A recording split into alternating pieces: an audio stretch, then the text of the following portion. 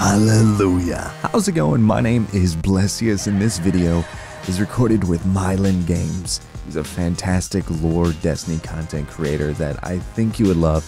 I can binge watch his videos, and we just sat down and played Destiny together, talked about lore, talked about, well, some funny stuff too. Enjoy. Myelin, man, thank you so much for joining me, good sir. Yo, g'day. Good day, mate. The obligatory good day. Good day, mate. For those that don't know, Myelin Games is a fantastic lore content creator. I love all of his videos with lore because people don't know this, but I'm a huge lore fiend, and it's like, to be honest, I can just sit and binge your videos. So, you know, you may be a content creator, but I'm also a huge fan, good sir. Oh, I appreciate that. I love finding out the closet lore nerds, and you surprised me. I didn't pick you as a closet lore nerd. Yeah, I mean, I love it. Like some of it's hard to read. Like I know the Book of Sorrows, everything that came out for Oryx and the Taken King. A lot of that, I'm just like, that was hard for me to wrap my head around. A little bit, yeah. The Orash, the Oryx. I had to read that a lot. I mean, I read that many a times to understand the Books of. But the Books of Sorrow is easily the best written. It's the best lore, easily, yeah. In my opinion, anyway. I just wonder how that's going to translate into Destiny 2 for sure, because with everything that Luke Smith said, whether it's like all the enemies we fight aren't the darkness. The closest thing to darkness is the Hive, because they, quote, worship the darkness, which I get, but it's just like, yeah. Yeah, so, like, I guess when Luke Smith was talking about that, he was like, you know what, we had to make a decision, right? We've got, they said this in an interview, we've got two pathways. We've got one pathway, which is keep doing what we did in the Taken King, or the second pathway was just not necessarily start over, but press the reset button. Press the reset button. It wasn't a full reset. It was like, I don't know, clean out your like desktop and like remove some trash. Yeah, you know, hit the recycle bin. Yeah, like empty the recycle bin, but like we sort of don't want to get rid of everything, and that's what they decided to do. And so they cut away the extra terminology in their opinion, which were things like the darkness, which they weren't really ready to explain, or they exactly, because why is the Fallen technically darkness? Because technically they're probably something that could be a close ally. If you think about it, like they could easily be, whether it's, you know, Prince Alderaan, you know, recruiting the Fallen House, Kings, right? The House of Kings. House of Kings, yeah. And then I don't know, it's just something funny. Also, the one thing that I just realized is we're not supposed to be in here. We're doing the wrong quest. You know, it spawns us over here. I just get so, you know, thinking that we're going to do a strike. Do that. This is the worst thing. Why are we scanning cracks when it spawns us facing this area? Dude, the amount of times I've done this. Oh my god. That's how you know that people play Destiny, because how it feels to shoot guns, because you immediately just go like, okay, let's start shooting, and you forget to read. You gotta scan cracks. Well, look, I think we perfectly unknowingly demonstrated the issue with the campaign mission. Right? Yeah, exactly. This is the problem with your single-player campaign, Bungo. Right? It's not streamlined. It's not linear enough. Yeah, need more linear. Need more linear. I just think it's funny that that's the reason why they scrapped the original Destiny 1 storyline, because it was so linear. I would love to see that. Oh, hey, here's a crack. I would love to see the non. What do you call what is this? If it's non-linear, what do you call Destiny vanilla? Well, did they say that question is just got me stumped. Yeah, I know. It's just like, dude, when I don't know if I told you this or not, but when Destiny first came out, like I didn't really go online for, you know, news and info, and like how Destiny 1 ended, I was so convinced that they were gonna do this like bi-weekly thing of adding new story missions, and like I'm like, dude, you know, this could be like a cool thing, right? I didn't realize that, you know, you wouldn't get anything until freaking Dark Below, and it doesn't touch on the Stranger, it doesn't touch on the Vex. You're like, wait, we're going to fight Hive now? You know what was really cool? Well, I don't know if really cool is a word for it, but I've had some friends pick up Destiny for the very first time, right? Like they've sort of taken an interest in my YouTube channel now, and they don't necessarily watch it, but they're like business majors, and they're really sort of interested in that concept, in that world of working in, you know, an online space, right? And they sort of, you know, the YouTube's at a point now where people can be impressed by it. You know, it's not like a silly, I just fell down a hole. Rip. I'm coming. I wasn't expecting to go for a revive over here. Dude, I tried to, don't worry about it. I tried to follow you. I was like, well, that looks cool. Bless is so cool on his Sparrow. You did that gap. You did this gap right here, and I just fell straight. I played a lot of Tony Hawk as a kid, so maybe that's how I was able to make it. Right.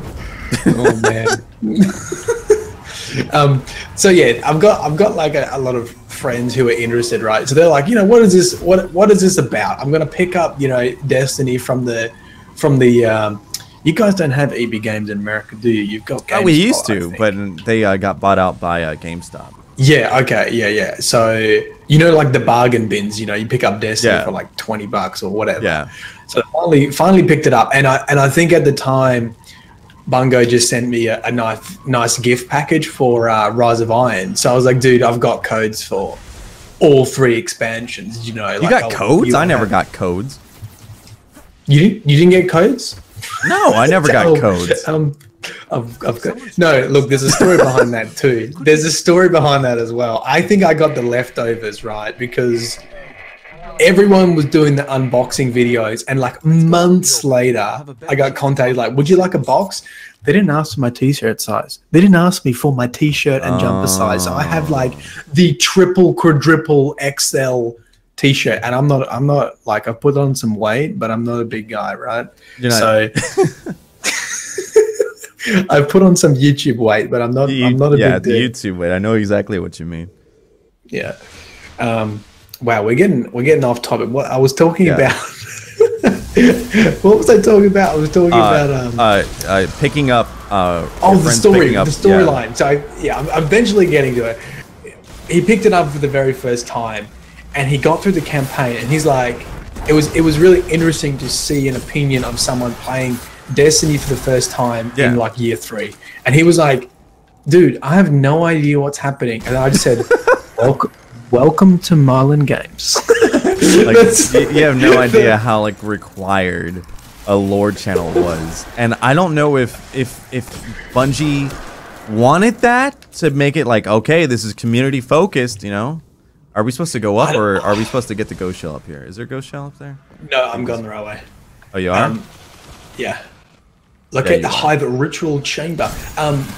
So I don't think Bungie ever expected the most recent, or the second most recent video from IGN, I think really showed Bungie's thoughts. They never expected the lore community to blow up. Yeah. Right? Oh, what the Mark Noseworthy quotes? Yeah. I think those quotes were pretty significant in regards to responding to the lore community and saying like, we acknowledge you, and the changes, you know, well, to improve the story for everyone, not just you guys who take the time to bring more cards. And I can get that. I can understand that. Yeah, I totally get that. And like, you know, I just hope that they do something, because what I would love is them to have like this great story, but like also have this back deep end story too. But like have like, you know, the main story be like a cohesive story, but like just like something underlying. And what I think they might do, and it might be smart for them with marketing wise, is instead of Grimoire, they could just publish, you know, a miniseries, you know, graphic novel. They could, you know, have a, you know, Netflix animated series. I totally think they're doing that. I totally think that they're making a short story series, novel, whatever. Yeah. Comic. I can't imagine, like, I mean, this is sort of one of the reasons why I think that is, if you look at how much content was in the Grimoire cards, so either all text-based too. Yeah, like the writing team, right? They've got a writing team. If they're not making Grimoire cards, like, does that mean the campaign is just massive and they're all working on the campaign cinematics and there's scannables and, you know, item descriptions, or are they doing something else? And part of me wants to think that they're doing something. Well, that part of that team has been dedicated to writing a novel, comic, whatever. Definitely. Like, it's kind of funny because if you think about it, you know, Eververse Trading Company is, you know, was supposed to be, you know, funding for, you know, live team, right? And like another way that they could do get another revenue stream for extra content in Destiny could easily be through, you know, whether it's, you know, graphic novels, you know, and that'd be so huge even for like content creators, because like I love Destiny, but the last book I read was, you know, the Game of Thrones series, and after that I'm like, yeah, I'm good for reading a while. Yeah, I mean, you know what, like Danny, my girlfriend, is a massive bookworm. She loves reading, and I said to her, if they release books, you will need to read for me. She just writes the cliff notes. That's genius. You're gonna have to write my cliff notes for. You might have to put her on a salary though. Get that crispy content out. Crispy lore content. You gotta rename the channel Myelin and Fam. Well, chat came up with the Twitch chat, as they do, the ingenious bastards they are. Also, rip ad revenue. Sorry, bless. Came up with a name for Danny, calling her Balin, which I thought was quite. Oh, ingenious. I like that. Yeah, me too. I really like that. You know, I back in the day, I got my name Blessious from being starting I used to be a huge WoW nerd, and I played an undead female priest, and my last name's Blessing, so I named it Blessious, right? And then when I started doing content, I'm like, hey, that's a cool name, you know, you gotta have a clever name. I re-picked up WoW again, and I made a mage named Blessious. The female version. The female version, yeah. Just in case, you know, what's the rule? Rule 34. What's the rule where like everyone's like gender swap? I don't know. There's also a dirty rule. I don't know. No. Oh, we're going down a rabbit hole. This is a bad rabbit hole. Bad rabbit hole. Backtrack. So back to what was it? Balin? Balin. Right. Balin. That's an awesome name, man. That's a freaking awesome name, man. Yeah, I don't want to say I'm jealous, but maybe that's gonna be, if I ever have a daughter, Balin, right there. Just to name your kid Balin. I mean, it's not an ugly name. It's not. It's actually kind of pretty. Where did I get my name from? Well, there's a long story there. Well, the year was 2017, and YouTube was king of the media. Yeah, you know what? This is something I think about. I can't wait till I'm like 80 years old, and those young whippersnappers come in, and I go, guess what, punks? I used to have a YouTube channel with 100,000 subscribers. Like, back in my day, I had to work for my subscribers. I just think that's gonna be cool, man. I hope I'm gonna be the cool granddad. The cool granddad. I'm already thinking about being a granddad. I'm not even a father. You're father just like, yet. To spoil your kids, your grandkids. Back in my day. Oh man, that is just awesome. But yeah, she's gonna have to read. That's for sure. Well, sir, you'll have to read the books. I know that we've just finished this mission. We didn't talk about anything in this story mission to do with lore or anything, but this mission's kind of confusing anyway, because how did they get the piece of the Traveler? Did they go to the European Dead Zone? And if so, why couldn't have we gone to the European Dead Zone to get a piece of the Traveler? This is all true. I think this is actually quite a pivotal mission. That hit me square in the chops there. Oh god. Yeah, this is actually, I think this is a pretty pivotal mission, to be honest, with the shard, because I think the shards of travelers are going to be important sources for light in D2, and that was sort of a sort of prelude to that. Yeah, definitely. I mean, if you think about it, like they could only have gotten that if it was, fallen from Rasputin ? Or whatever attacked the traveler. Also, it's kind of funny because the one thing I was always curious about is why don't we see if the bottom piece of the traveler is in the European Dead Zone? Why can't we look up and see that what's in it? Is it space magic inside? What is it hollow? Well, I'm gonna quiz you. Okay, I'll give you a quiz. You get 10 points if you get this right. All right. Who and you can play along in the comments, everyone. Who is the one person, from my knowledge, who was claimed to be has been inside the Traveler? Speaker. Well, did he claim as well? Okay, maybe two then. If it's a card that says about the Speaker, I thought he was formed from the Speaker.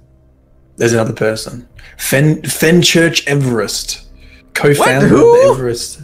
Fenchurch Everest, who made the trading company with Tess Everest, has claimed, or someone claims that he tells the story of being inside the Traveler. Yeah, I was not expecting that one. But wasn't there something that inside the Traveler is infinite universes? There was a bunch of different theories on that. I think one of them is about it being, I can't remember the word, when you encapsulate a star and take its power. So the Traveler is like a casing around a star essentially, which is why it provides light, or a source of light. There's a specific word for that. I can't remember what it's called. It's about civilizations harnessing the energy of their suns. But that was quite an old theory, and I think the Books of Sorrow the Traveler is very different. It's an entity in its own right. I don't think you can go inside the Traveler. Well, if you look at what's going on with the piece of Traveler and it's having that reaction in the European Dead Zone, you have to wonder if that's what could be inside. Well, with all the different energies coming out, is that what you mean? It looks not necessarily void energy, but definitely looks to be that dark, kind of almost stormy lightning energy. Well, yeah, if you actually look at some of the screenshots, it's got all three of them in the one shot. Oh, there's solar. Void, yeah. There's a void. If you look at the shot of the shard, there's a void river that runs from the bottom, and there's an arc storm overhead, and then there's the sun coming in from the background. Man, you're looking at pictures way more deep than I am. I'm just ooh, something's going on over there. I wonder what. Okay, I wasn't making stuff up. For those who are calling my bluff, the Traveler's mask reads: "Such simplicity, such contours. Being inside the Traveler, smells faintly of vanilla." Fenchurch Everest. I mean, yeah, you look at the Traveler, and I can see vanilla.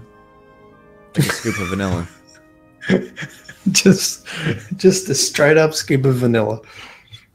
I mean, why didn't anyone ever fly into it? That's what I would do. I would take this ship and not orbit around a planet indefinitely. I would fly right in the middle of it and just be like, what's going on in here?